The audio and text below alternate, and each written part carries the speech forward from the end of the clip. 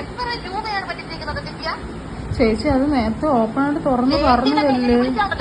ചേച്ചി നിങ്ങളെ വിളി നിർത്തിക്കോ, പല്ലടിച്ചാ പൊട്ടിക്കും. എന്നെ അറിഞ്ഞൂടാ നിങ്ങൾക്ക്. നിങ്ങളോട് നിങ്ങൾ സത്യം പറയാലോ, നിങ്ങൾ എന്റെ മാന്യമായ സൈഡ് മാത്രമേ ഇതുവരെ കണ്ടിട്ടുള്ളൂ. എന്റെ മാന്യമായ സൈഡ് മാത്രം നിങ്ങൾ കണ്ടുള്ളൂ. എനിക്കൊരു പബ്ലിക് ഇമേജ് ഉള്ളതുകൊണ്ട് ഞാൻ മെയിൻറ്റെയിൻ ചെയ്തതാണ്. നിങ്ങളെക്കാൾ താറ സൈഡ് എനിക്കുണ്ട്. നിങ്ങൾ എന്നത് കാണിപ്പിച്ചു. നിങ്ങളെക്കാൾ താറ സൈഡ് എനിക്കുണ്ട്. പക്ഷെ അത് കട്ടുമോട്ടിച്ചു അല്ല ചെയ്യുന്നത്. മനസ്സിലായില്ലേ? കട്ടുമോട്ടിച്ച് ഞാൻ ജീവിച്ചിട്ടില്ല. എനിക്കൊന്നും കേൾക്കാൻ വയ്യല്ല സുമിച്ചത്. ഞാൻ പോകുന്നു പറ.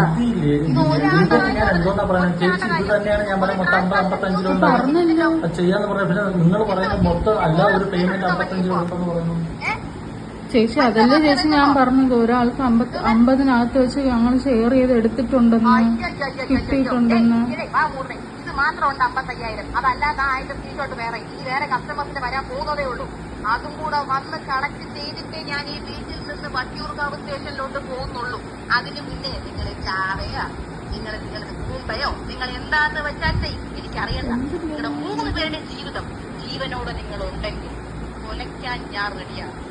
ഞാൻ ഗർഭിണി, എന്റെ കോപ്പ് കുറച്ചൊക്കെ തീർന്നു. അത് ഇന്ന് ഉച്ചവരെ. മനസ്സിലായില്ലേ?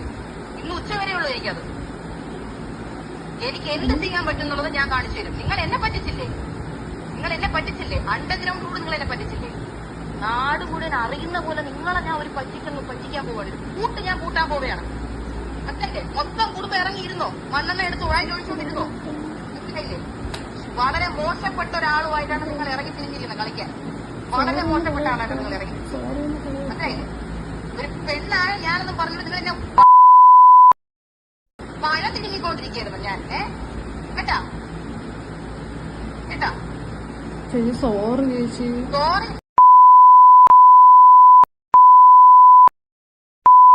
മനസ്സിലായില്ലേ? സോറി ആർക്ക് സോറി? ആർക്ക് സോറി പറയണം? ആർക്ക് തന്നെ സോറി കണ്ടല്ലോ. എഴുതി വെച്ചോ. യൂട്യൂബ് ചാനലിലൂടെയും പോലീസ് സ്റ്റേഷനിലൂടെ നിങ്ങളുടെ ഞാൻ ഫ്യൂച്ചർ തൊലിക്കും. യൂട്യൂബിലൂടെ നിങ്ങളുടെ ഫുൾ ഇമേജ് ഞാൻ തൊലിക്കും. നിങ്ങൾക്ക് ലോകത്തെവിടെയും പോവാൻ പറ്റാത്ത രീതിയിൽ ഞാൻ ആക്കും. മനസ്സിലായല്ലോ? ലൈഫിൽ നിങ്ങൾ ആരും വാട്സാപ്പിൽ ഇനി പ്രൊഫൈൽ പിക്ചർ ഇടൂല. അത് ഇന്ന് നിങ്ങൾ നിർത്തും. ഇന്നത്തോടെ നിങ്ങളുടെ അവസാനത്തെ പ്രൊഫൈൽ റിമൂവിംഗ് ആണ്. ഇന്നത്തോടെ ആൾക്കാരെ മുഖം കാണിക്കാൻ പറ്റാതെ നിങ്ങൾ ജീവിക്കും. മനസ്സിലായല്ലോ? നിങ്ങളെ കാരണം കുറെ കാലം ഞാൻ അനുഭവിച്ചു. അതൊക്കെ നിങ്ങളുടെ മുമ്പിൽ ഞാൻ കെഞ്ചി ഞാൻ പറഞ്ഞു. ഞാൻ അത്ര അനുഭവിച്ചുകൊണ്ടിരിക്കുകയാണ്. നിങ്ങൾ ഇങ്ങനെ മിസ്റ്റേക്സ് കാണിക്കല്ലേ, പ്ലീസ് എന്ന് ഞാൻ പറഞ്ഞു. നിങ്ങളോട് കോമഡി പറഞ്ഞു നോക്കി. നിങ്ങൾ അനിയത്തിമാരെ പോലെ കണ്ടു നോക്കി. ഞാൻ അങ്ങോട്ട് സോറി പറഞ്ഞു നോക്കി. ഞാൻ ചെയ്തിട്ട് എന്നോട് നിങ്ങൾ ചെയ്ത് എന്താണ്? നിങ്ങൾ എന്താ എന്നോട് ചെയ്ത്? പിന്നെ ഈ പറഞ്ഞ കസ്റ്റമർ, ഇപ്പൊ ദിവ്യക്ക് അയച്ചിരിക്കുന്ന കസ്റ്റമർ, അവരെനിക്ക് മൊഴി തരാമെന്ന് പറഞ്ഞിട്ടുണ്ട്. കാര്യം അവരുടെ എനിക്ക് തരുന്നു എന്നുള്ള വിശ്വാസത്തിലാണ് ഈ പൈസ തന്നിരിക്കുന്നത്. അവരുടെ എല്ലാ പാർസൽസും ഞാൻ അറിയാതെ ഓഫീസിൽ നിന്ന് സ്റ്റോക്ക് പോയിരിക്കുകയാണ്. തന്റെ അച്ഛൻ എടുത്ത സ്റ്റോക്കാണോ ദിവ്യ അത്? തന്റെ അച്ഛൻ മൈസൂരിൽ പോയിട്ട് ഉണ്ടാക്കിയ സ്റ്റോക്കാണോ അത്? പറ ദിവ്യ. താൻ ട്രെയിൻ കയറി മൈസൂരിൽ പോയി എടുത്ത സ്റ്റോക്കാണോ അത്? അല്ല. പിന്നെ ആരോട് ചോദിച്ചിട്ട് അത് വിറ്റത്?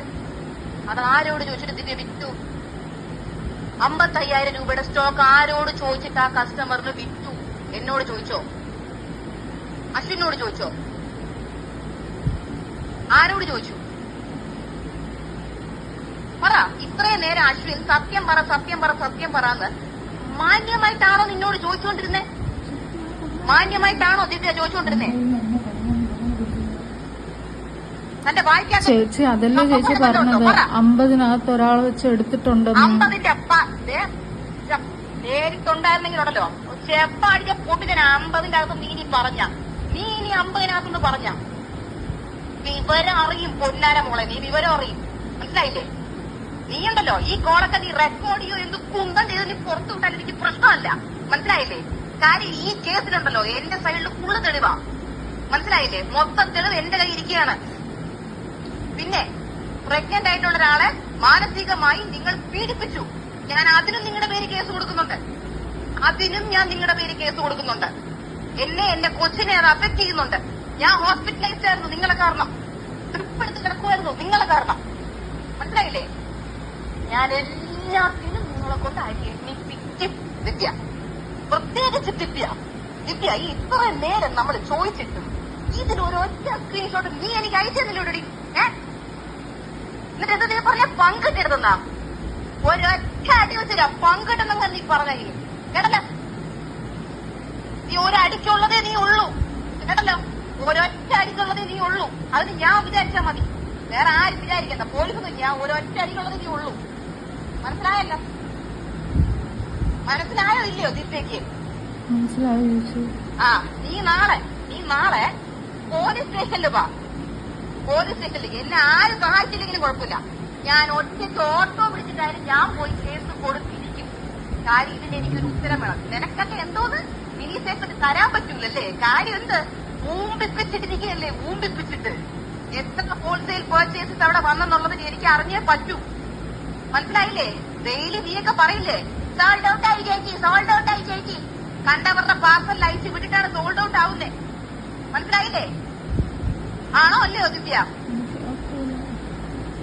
ആണോ അല്ലയോ? കാല് പിടിക്കാൻ ഞങ്ങക്ക് വേറെ എന്റെ കാലങ്ങൾ തൊട്ടോടെ പിന്നെ കൈ അരിഞ്ഞ് ഞാൻ പട്ടിക്കിട്ട് കൊടുക്കും. എന്റെ കാലത്തിന്റെ അടുത്ത് വരാൻ നിനക്കൊന്നും പറ്റില്ലോടി. നാറിയ കേസുകള് കാല കൊന്നുകളെ ഞാൻ. നിനക്ക് അറിഞ്ഞൂടാ കേട്ടല്ലോ. നിനക്ക്